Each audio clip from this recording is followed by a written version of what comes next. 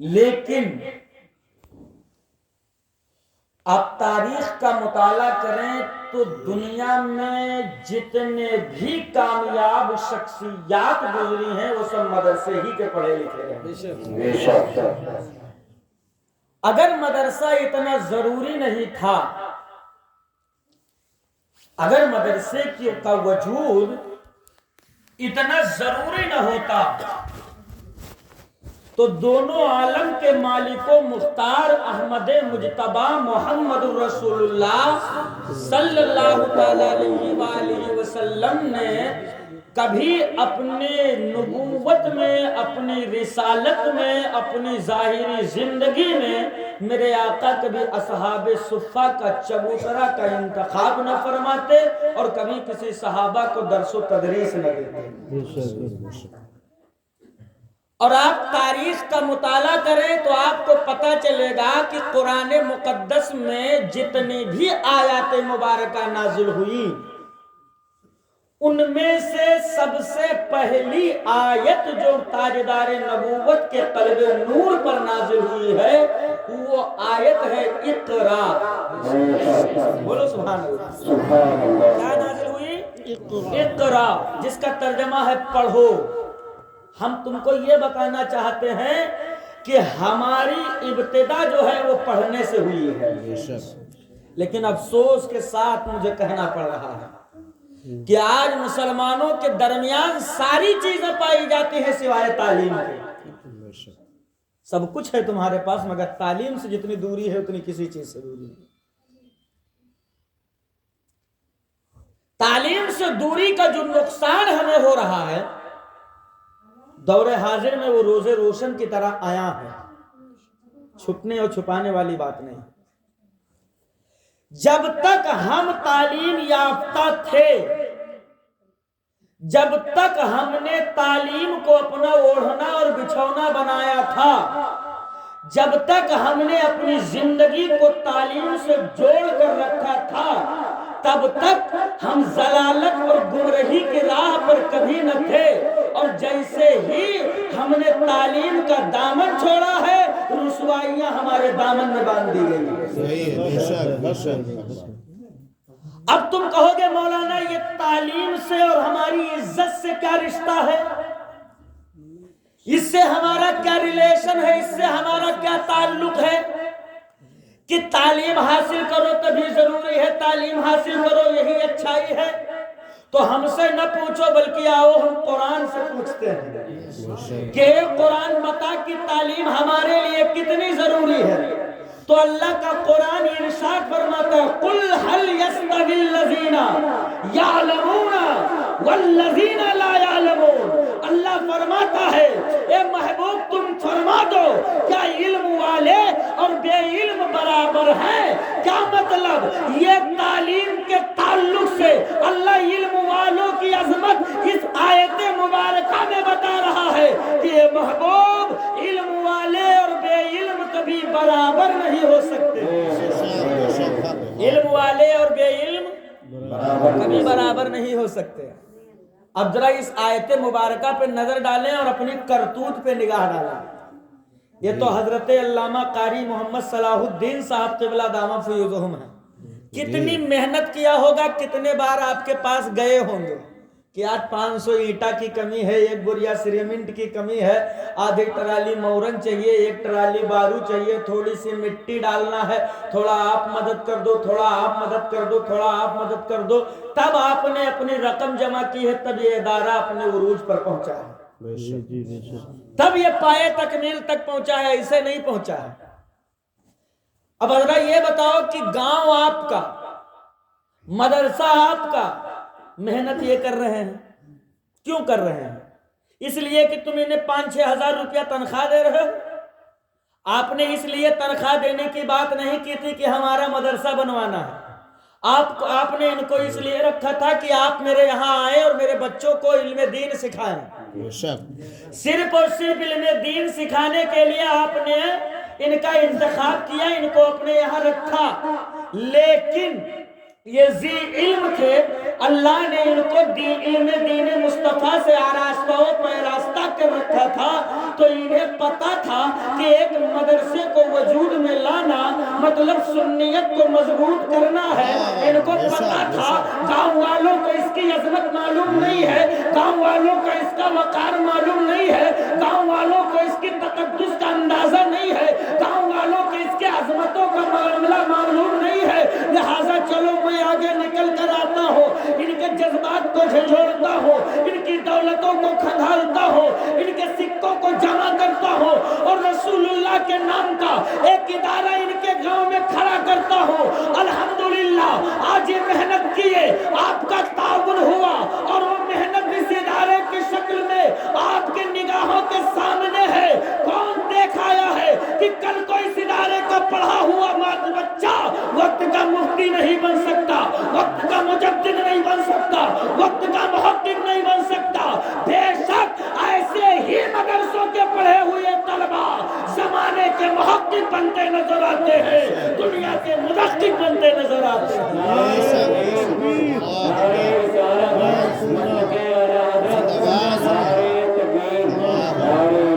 اب آپ اندازہ لگائیں قرآن کیا کہہ رہا ہے؟ حبیب آپ فرما دو، کیا علم والے اور بے علم برابر ہیں؟ بالکل برابر نہیں ہو سکتے، بالکل برابر نہیں ہو سکتے۔ آپ کہو گے کیسے مولانا صاحب، کیوں نہیں برابر ہو سکتے؟ تو آپ کو بس میں اشارے میں بات بتا کر کے اپنی گفتگو آگے بڑھا رہا ہوں۔ وہ اس لیے کہ جو علم والا ہوتا ہے وہ صرف اپنی اصلاح نہیں کرتا ہے، جو علم والا ہوتا ہے وہ اپنی بھی اصلاح کرتا ہے اور قوم کی بھی اصلاح کرتا ہے۔ بولو کرتا ہے کہ نہیں کرتا ہے؟ اب آپ مولانا صاحب آپ کے گاؤں میں ہیں، ایسا نہیں ہے کہ سب دشمن ہی ہوں گے، لیکن ایسا بھی نہیں ہے کہ سب دوست بھی ہوں گے، چونکہ مولویوں کے حالات سے ہم لوگ خوب اچھی طرح واقف ہیں۔ جب انہیں گاؤں میں امامت یا مدرسی کے لیے لایا جاتا ہے، درس و تدریس کے لیے، تو وقت کا مجدد بنا کے لایا جاتا ہے، لیکن 4-5 مہینہ گزر جائے تو پھر اس مولوی سے برا کوئی نہیں ہوتا ہے نا۔ آپ عالموں پہ تنقید کا نشانہ نہ کریں، بالکل عالموں کی برائی تو بالکل نہ کریں، اس لیے کہ عالم کی عظمت کو کسی کے باپ نے نہیں بڑھائی ہے بلکہ خود رسول پاک نے بڑھائی ہے۔ عالم کی عظمت و تقدس کو جب بیان کرنے کا معاملہ آیا ہے تو مدینے کے تاجدار نے یہ نہیں کہا ہے کہ یہ فقط عظمت والے ہیں، بلکہ یوں میرے نبی نے ان کی عزت کو بڑھائی ہے۔ العلماء ورثۃ الانبیاء، علماء انبیاء کرام کے وارثین ہیں۔ کس کے وارث ہیں؟ انبیاء کے۔ اب آئیے ذرا اس آیت مبارکہ کی روشنی میں کچھ احادیث مقدسہ پر نظر ڈالیں۔ اللہ کے حبیب صلی اللہ تعالی علیہ وسلم کا فرمان ہے، راوی حضرت جابر ابن عبداللہ ہے۔ کون ہے؟ حضرت جابر ابن۔ آپ سبحان اللہ نہیں بولو، کنجوسی بہت کر رہے ہو۔ ہاں متنی بولی کھوپڑی دھرے مار ہلائے ہو مگر زبان نہیں ہل رہی ہے، لہک کے بولو یا رسول اللہ، ایسے نہیں، تھوڑی زندگی سے بولو یا نبی اللہ۔ اب سنو علم والے کی فضیلت سنو، بہت جلدی انگلی اٹھا دیتے نا، فلانا مولانا بڑا پیٹا ہے، دھمکوا ارے تو دلالی کرت ہے، فلانے ارے تو خالی لوٹ مار مچائیں۔ آپ کسی عالم پہ انگلی نہیں اٹھا سکتے، آپ کو کس نے حق دیا ہے؟ اگر وہ غلط ہے تو اس کی غلطی کا جو سزا ہے وہ اللہ دینے والا ہے، آپ برا نہیں کہہ سکتے ہو، بالکل نہیں۔ ہاں کچھ ایسی غلطیاں ہیں جو ناقابل قبول ہیں، آپ جب اسے دیکھو تو ایسے ڈنڈا میں باندھ کر جھنڈا بنا کے لہرایا نہ کرو، اس لیے کہ وہ جھنڈا میں لہرانے سے آپ کی جیت نہیں ہو رہی ہے، بلکہ آپ تو یہاں جھنڈا بنا کر کے ایک عالم کی بے عزتی کر رہے ہو، لیکن غیر قومیں جب دیکھتی ہیں نا کہ ایک قوم کا ایک عالم ایسا ہے تو پورے اسلام پہ اس کا فرق پڑتا ہے۔ بند کمرے میں کسی کی اصلاح کیا کرو، اسے مصطفیٰ نے پسند فرمایا۔ آپ کو لگے کہ قاری صلاح الدین صاحب نے کوئی غلطی کی ہے تو ایسا نہیں ہے چوراہے پہ ملے حضرت ادھر آؤ، تم تو وہاں کھڑے کھڑے پانی پیتا ہو دیکھا رہا ہے، جبکہ شریعت میں بیٹھ کے پانی پیو، یہ اصلاح کا طریقہ نہیں ہے۔ اصلاح کا طریقہ یہ ہے کہ تنہائی میں لے کے جاؤ، حضرت یار السلام علیکم، گستاخی معاف ہو تو ایک جملہ میں آپ سے کہنا چاہتا ہوں، میں کچھ نہیں بس میں دیکھا تو کہنا چاہتا ہوں، یہ آپ کو اجازت دیں گے؟ دھیرے سے کہو کہ آپ کھڑے کھڑے پانی پی رہے تھے، اس سے قوم پہ کیا اثر پڑے گا؟ پھر دیکھیے گا ان کو بھی اچھا لگے گا اور مدینے والے دولہا کو بھی اچھا لگے گا۔ ہاں یہ طریقہ ہونا، اور یہ کوئی عالم ہی کے لیے نہیں، ہر کسی کے لیے ایسا ہونا چاہیے۔ اگر کسی کی برائی دیکھو تو لگی میں باندھ کے اسے ہلاؤ نہیں، بلکہ اسے تنہائی میں لے جا کر کے، اگر اصلاح کا درد ہے تمہارے سینے میں تو اکیلے میں بیٹھ کر اس کی اصلاح کیا کرو۔ اب آؤ ایک عالم کی عظمت دیکھو، عالموں پہ انگلی اٹھانے سے پہلے ایک عالم کی عظمت دیکھ لو۔ اللہ کے حبیب صلی اللہ علیہ وسلم کا فرمان ہے، راوی حضرت جابر ابن عبداللہ ہے۔ کون ہے؟ حضرت جابر ابن عبداللہ۔ وہ فرماتے ہیں، روایت کرتے ہیں کہ میرے آقا علیہ السلام نے ارشاد فرمایا کہ قیامت کے دن عابد کو اور عالم کو بلایا جائے گا۔ عابد کے مطلب وہ کہ جو عالم نہیں ہے مگر نمازوں کا بڑا پابند ہے، جو روزہ رکھتا ہے، حج کرتا ہے، زکوٰۃ دیتا ہے، صدقہ دیتا ہے، خیرات دیتا ہے، شریعت مطہرہ پہ زندگی گزارتا ہے، اس کی شب سجدوں میں گزرتی ہے، اس کی صبح سجدوں سے ہوتی ہے، اس کی پیشانیوں میں سجدوں کی تڑپ پائی جاتی ہے، سینے میں مصطفیٰ کی محبت کا شمع روشن ہے، مگر عالم نہیں ہے، تو اسے کیا کہا جائے گا؟ عابد۔ کیا کہا جائے گا؟ عابد کہتے ہیں عبادت گزار کو، عبادت کرنے والے کو۔ تو اللہ کے حبیب فرماتے قیامت کے دن ایک عالم کو اور ایک عابد کو بلایا جائے گا۔ بڑی توجہ سے سنیے گا، ایک عالم کو اور ایک عابد کو بلایا جائے گا۔ پھر میرے نبی نے ارشاد فرمایا کہ پھر جو عابد ہوگا، جو غیر عالم تو ہے مگر عابد ہے، اسے حکم دیا جائے گا کہ تم جنت میں جاؤ۔ سبحان اللہ۔ کیا حکم دیا جائے گا؟ تم جنت میں جاؤ، مگر عالم کو وہیں روک لیا جائے گا۔ عالم کو روک لیا جائے گا، تم ٹھہرو۔ یہاں جب ٹھہرنے کا موقع آیا تب اعظم خان نوری نے بارگاہ نبوت میں ظالم ادب طے کیا، اے میرے مولا کے حبیب، جب تو اللہ خود قرآن میں ارشاد فرما رہا ہے ایک عالم اور ایک غیر عالم کبھی برابر نہیں ہو سکتے، تو پھر آج عالم کو کیوں روکا گیا؟ آج ایک عابد کو جنت میں پہلے کیسے جانے دیا گیا؟ کیسے ایک عالم کو جنت کے دروازے پر روک لیا گیا ہے؟ آخر کیا کمی ہے اس عالم کی، جبکہ یہ جو عالم ہے، جو ابھی جنت میں داخل ہوا ہے، اس عابد کی عبادت پر اس عالم کے بڑے احسانات ہیں۔ اگر اس عالم نے اسے سجدہ کا طریقہ نہ بتایا ہوتا، اسے رکوع کا مقام نہ سمجھایا ہوتا، اسے روزے کی افضلیت نہ بتائی ہوتی، اسے حج کا مقام نہ بتایا ہوتا، اسے جھوٹ پر وعیدیں نہ سنائی ہوتی، اسے غیبت کی تکلیفیں نہ بتائی ہوتی، تو کبھی یہ عبادت گزار نہیں بن سکتا تھا۔ لیکن یہ میرے مولا، آخر اس کو کیوں پہلے جنت میں جانے دیا گیا؟ تو رب کا محبوب بول پڑا، تم یہ تو دیکھ رہے ہو کہ اسے پہلے جنت میں جانے دیا جا رہا، لیکن یہ بھی تو دیکھو اسے کیوں روکا جا رہا ہے؟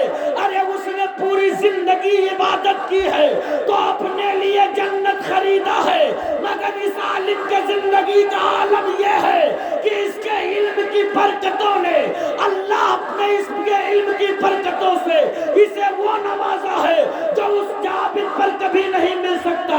کیا مطلب؟ رب کا حبیب بول پڑا، ایک عابد جب عبادت کرتا ہے تو اکیلے جنت جاتا ہے، لیکن ایک عالم جب جنت جانا ہوتا ہے تو اکیلے نہیں جاتا بلکہ اپنے خاندان کو ساتھ لے کر کے جاتا ہے۔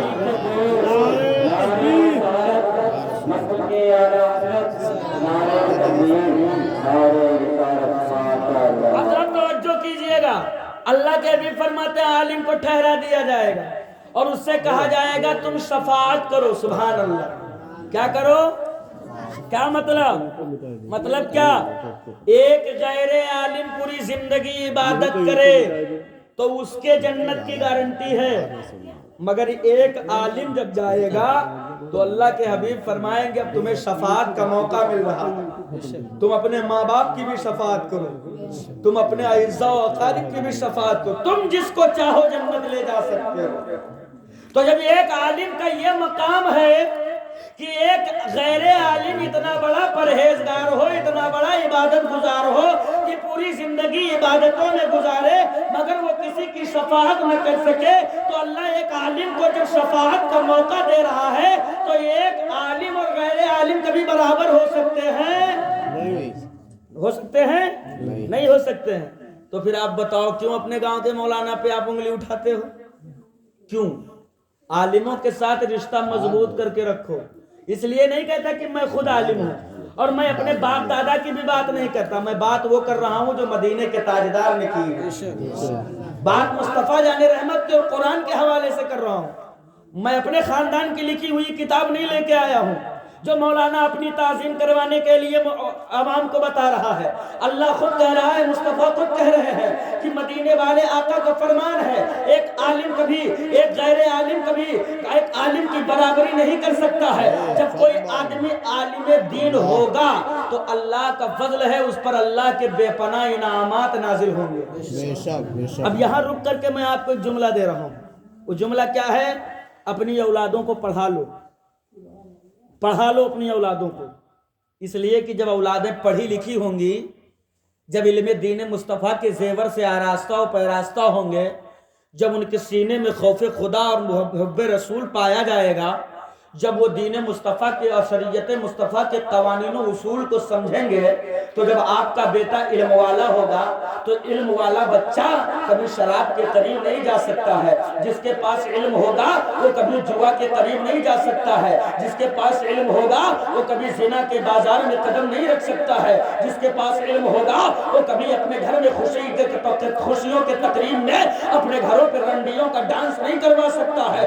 جو علم دین مصطفیٰ سے آراستہ و پیراستہ ہوگا وہ گناہوں سے دور رہے گا۔ ہمیں تو کہہ لینے دیا جائے، ہمیں جو دین مصطفیٰ سے آراستہ و پیراستہ ہوگا وہ یہ سمجھے گا کہ اگر باپ پہ لاٹھی اٹھاؤں گا تو اس پر کتنا عذاب ہے، ماں کی قدم چوموں گا تو اس پر کتنا ثواب رکھا گیا ہے۔ بولو جب علم دین مصطفیٰ سیکھا ہوگا تو سمجھے گا کہ نہیں سمجھے گا؟ اب جب پڑھائی بھی نہیں کیے ہو اور دل میں تمنا یہ ہے کہ بھیا ہمار بہت عزت کریں، تو جب دین دھرم کو سمجھتے نہ ہے تو کہاں سے تمہاری عزت کرے گا عزت؟ ارے بولو نا بھائی، کرے گا؟ آج حالات کیا ہیں؟ حالات کیا ہیں؟ حالات یہ ہیں کہ عرب والا بالکل ماحول چل رہا ہے دوستوں، عرب والا ماحول چل رہا ہے۔ آج سے 1500 سال پہلے جب میرے نبی اس دنیا میں تشریف نہ لائے تھے، اس سے پہلے کا معاملہ یہ تھا کہ عرب کی سرزمین پر بیٹے اپنے ماؤں کے گلے میں رسی ڈال کر بازار میں بیچ دیا کرتے تھے۔ بیٹے باپ کے ہاتھوں میں ہتکڑیاں ڈال کر غلام بنا کر بیچ دیا جاتا تھا۔ لیکن جب میرے نبی دنیا میں تشریف لائے تب آقائے نعمت صلی اللہ تعالی علیہ وسلم نے فاران کی چوٹی کو منبر نور بنایا، اور بنانے کے بعد میرے آقا علیہ الصلوۃ والسلام نے ارشاد فرمایا، اے لوگو ماؤں کو اس قدر بیگانہ نہ سمجھو، بلکہ اللہ کا اتنا بڑا احسان ہے کہ جنت عرش اعظم کے اوپر تھا۔ مصطفیٰ فرماتے میں نے اسے وہاں سے کھینچا اور ماؤں کے قدموں کے نیچے رکھ کے رکھا۔ کتنا بڑا مقام دیا ہے، کتنی بڑی عزت دی ہے عورتوں کو اللہ کے رسول صلی اللہ علیہ وسلم نے۔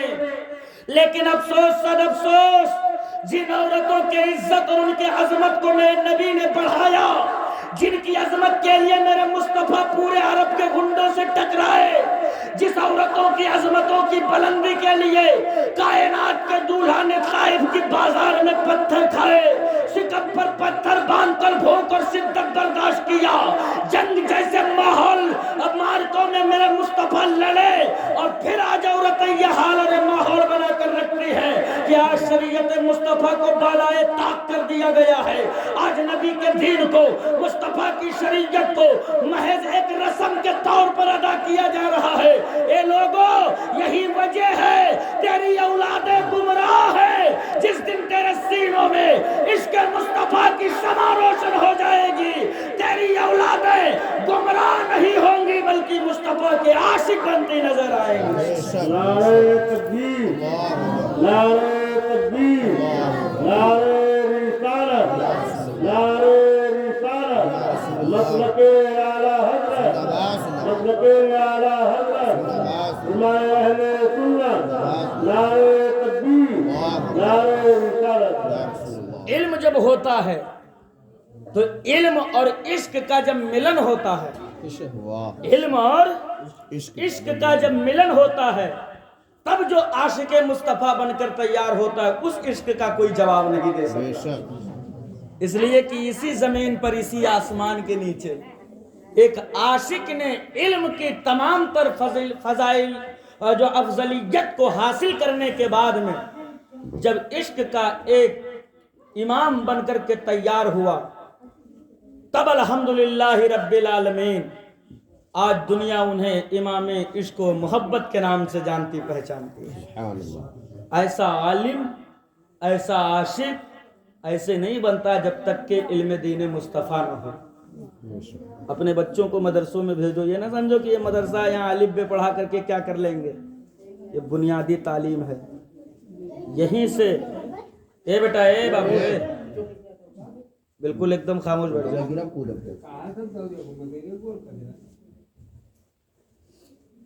جی تو میں عرض یہ کر رہا تھا کہ جب عشق اور علم کا ملن ہوتا ہے وہ عشق کا جو مجسمہ بن کر تیار ہوتا ہے اس عشق کی دنیا مثال نہیں پیش کر سکتی۔ اور ایسا ہی ایک عاشق شہر بریلی میں گزرا ہے، سبحان اللہ کہہ دیجئے سبحان اللہ، بریلی کے نام پہ تو کہو سبحان اللہ۔ ایسا ہی ایک عاشق بریلی میں گزرا ہے کہ جس کے علم و عشق کے عرفان جب دنیا کے پر بادلوں کی طرح چھائے ہیں اور عشق کے چادر سے جب سر نکالا ہے تو یوں عرض کیا ہے یا رسول اللہ تیرے تو وصف عیب تناہی سے ہے بری، حیران ہوں میرے شاہ میں کیا کیا کہوں تجھے۔ علماء کی دعائیں چاہتا ہوں اور اس شعر پر تھوڑی سی روشنی ڈالنا چاہتا ہوں، سنیں گے نا انشاءاللہ۔ دیکھیے جب عشق اور علم اکٹھا ہوں تب جب محبت رسول پھوٹ پھوٹ کر نکلتے ہیں اس کی دنیا مثال نہیں پیش کر سکتی۔ کیا کہتے ہیں تیرے تو وصف عیب تناہی سے ہے بری، حیران ہوں میرے شاہ میں کیا کیا کہوں تجھے، حیران ہوں میرے شاہ میں کیا کیا کہوں تجھے۔ لفظ کیا کیا پر امام احمد رضا کی بارگاہ میں زانوے ادب طے کرو اور پوچھو اے امام عشق و محبت ایسا کیا دیکھ لیا تم نے مصطفیٰ میں کہ یہ کہنے پر مجبور ہو گئے کہ کیا کیا کہوں تجھے۔ تو بریلی کا امام جواب دے گا ہم سے نہ پوچھنا ہے تو ان سے پوچھ جنہوں نے اپنی زندگیاں قربان کی ہے۔ وہ کیسا حسن ہے کہ جس حسن پر کربلا میں 6 ماہ کا اصغر لٹایا جا رہا ہے، وہ کیسا حسن ہے جس حسن پر 18 سال کا جوان علی اکبر لٹایا جا رہا ہے، وہ کیسا حسن ہے جس حسن پر امیر حمزہ اپنا کلیجہ نچھاور کر رہے ہیں، وہ کیسا حسن ہے جس حسن پر سید سالار اپنی جوانی لٹا رہے ہیں، وہ کیسا حسن ہے جس حسن پر بدر والے اپنا کنبہ لٹا رہے ہیں، احد والے اپنا خاندان لٹا رہے ہیں، خیبر والے اپنے بیٹے کٹا رہے ہیں، وہ کیسا حسن ہے جس حسن پر رئیس اڑیسہ حضور مجاہد ملت نے اپنی ریاست کو قربان کر دیا ہے، تاریخ السلطنت حضرت مخدوم سیونا نے اپنی سلطنت کو ٹھکرا دیا ہے، وہ کیسا حسن رہا ہوگا۔ تو بریلی کا امام کہتا ہے بس اتنا کہہ کے اپنے دل کو تسلی دے لو کہ لیکن رضا نے ختم سخن اس پہ کر دیا، خالق کا بندہ خلق کا آقا کہوں تجھے، خالق کا بندہ خلق کا ہاں۔ تو جب علم اور عشق ٹکراتے ہیں تو اللہ بندے کو ولایت کی منزل عطا کر دیتا ہے۔ کیا عطا کر دیتا ہے؟ بچے پڑھے ہوں گے تو ابا پہ لاٹھی کبھی نہیں اٹھائیں گے، بیٹے گریجویٹ ہوں گے دینی تعلیم سے آراستہ و پیراستہ ہوں گے تو ماں کے چہرے پہ تھپڑ کبھی نہیں ماریں گے۔ بہن کے وقار کو سمجھیں گے، بیٹی کی عظمت کو بھی سمجھیں گے، بھائیوں کے مرتبے کو بھی سمجھیں گے، پڑوسیوں کا حق بھی سمجھیں گے۔ آج ہم علم سے دور ہیں، کچھ نہیں